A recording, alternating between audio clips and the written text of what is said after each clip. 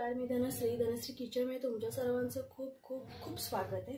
आज आपण आहे ना पालकाची आमटी बनवणार आहोत। तर इथे मी पालक आहे ना चांगला निवडून घेतलाय, देठ नाही घेतलेत कारण मला खूप होतो आणि आम्ही खाणारे तिघच आहोत, तर हा भरपूर होतो आम्हाला।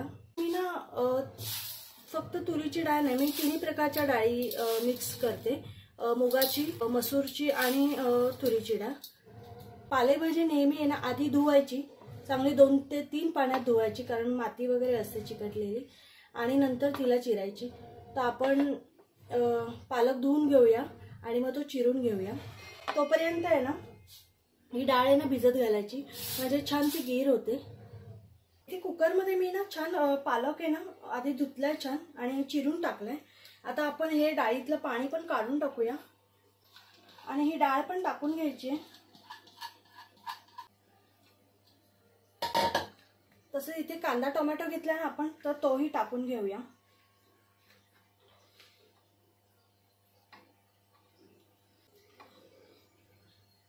आणि इथे पाणी टाकायचंय, जेवढं शिजायला पाणी लागतं ना तेवढं टाकायचंय।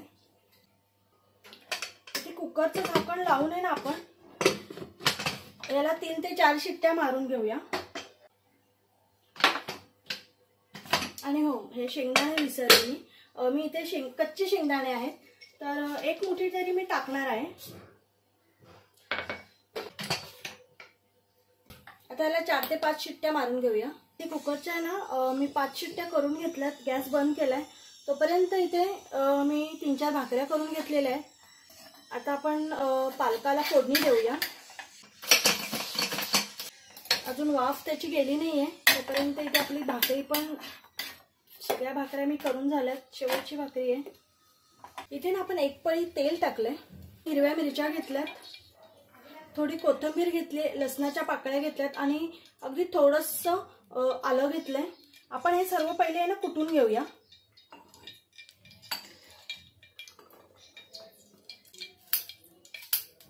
इथे कुटताना ना अगदी थोडंसं मीठ टाकायचं आहे, म्हणजे ना छान कुटलं जातं।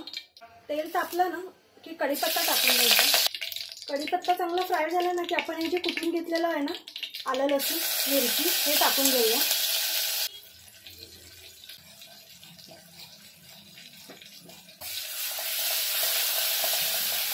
पालक आहे ना चांगला मिक्स करून घ्यायचा आहे।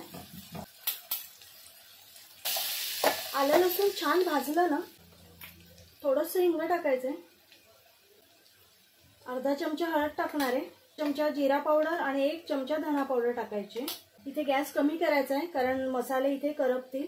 इथे 1 चमचा काश्मीरी लाल पावडर टाकली आहे आणि आपण ह्याच्यामध्ये हिरव्या मिरच्या पण टाकल्यात 2, तर त्यानुसारच टाका। आणि 1 चमचा इथे मी कांदा लसूण मसाला आहे हा टाकणार आहे। तिखट तुमच्या आवडीनुसार टाका। 1 चमचा टाकल्याने अगदी अर्ध्याला पण कमी आहे। हे मिक्स करून झालं ना की इथे थोडंसं आपण हे टाकून घेऊ, म्हणजे मसाला करपणार नाही।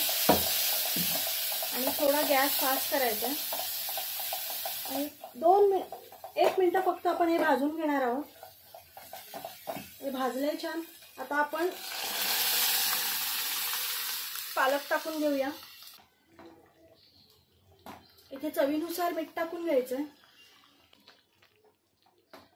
तुम्ही इथे शेंगदाण्याचं कूट वगैरे पण टाकू शकता, पण मी नाही टाकणार आहे कारण मी अख्खे शेंगदाणे टाकले त्याच्यात। 2 ते 3 मिनिटं फक्त याला उकळ आली ना की आपण बंद करणार आहोत। इथे ना पालकाची आमटी छान मी 1-1.5 मिनिटं उकळून दिलेली आहे। इथे घालून टाकूया कारण ती जास्त पण उकळली ना की ती घट्ट होते। त्यात पाणी अगदी थोडंसं टाकलंय, अर्ध्या वाटीला पण कमी।